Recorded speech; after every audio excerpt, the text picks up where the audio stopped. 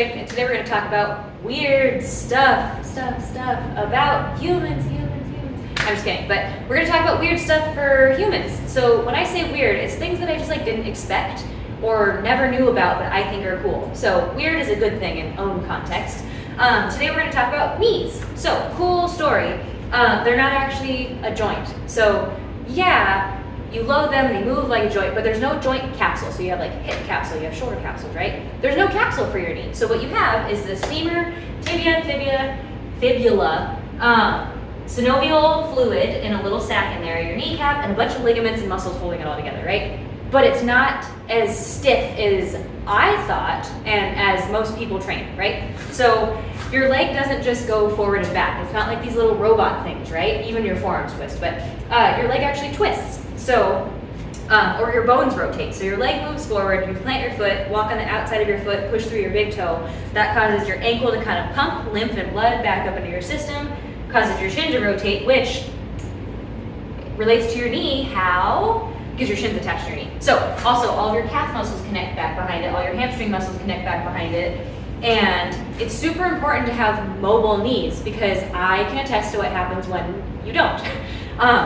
Your knee still needs to move some way, and if it doesn't have the mobility, it might still go, and it feels pretty terrible. So anyway, we're gonna talk about how to make your knees rotate better and how to take care of them, right? So this first thing is in our joint prep, and it's in our joint prep for this specific reason. We're gonna do 3-way knee bends.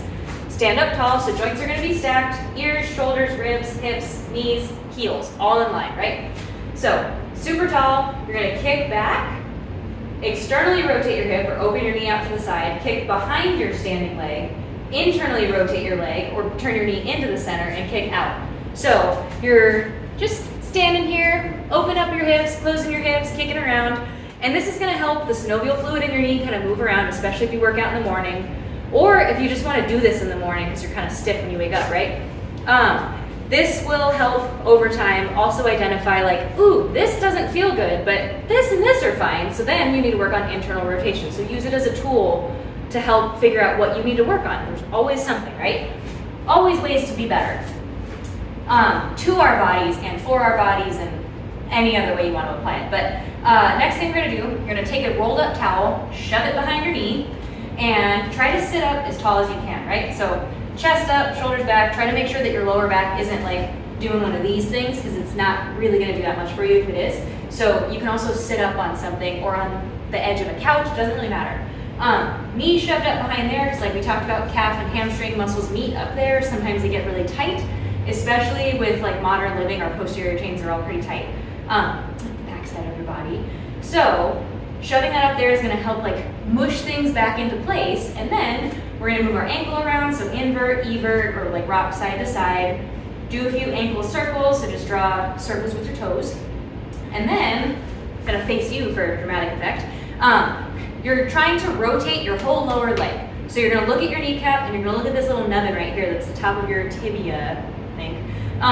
And try and rotate your shin out, rotate it in. So it's not my whole leg moving. You see my foot moving, but what you can't see is this bone is actually twisting side to side because I've been doing this for a while and it actually rotates now. Didn't used to. So that is our section on weird stuff about knees. Next time we're gonna talk about clavicles, so stay tuned for that. And also, be good to your knees. They're super important for your body and they take a lot of grief, and I feel a lot of us say we have bad knees. We don't have bad knees, we've treated them bad. Deal with it and move on, right? I know I'm at least talking to myself on that one. So let me know if you need help. Stay tuned for more weird stuff, and hopefully we'll see you soon.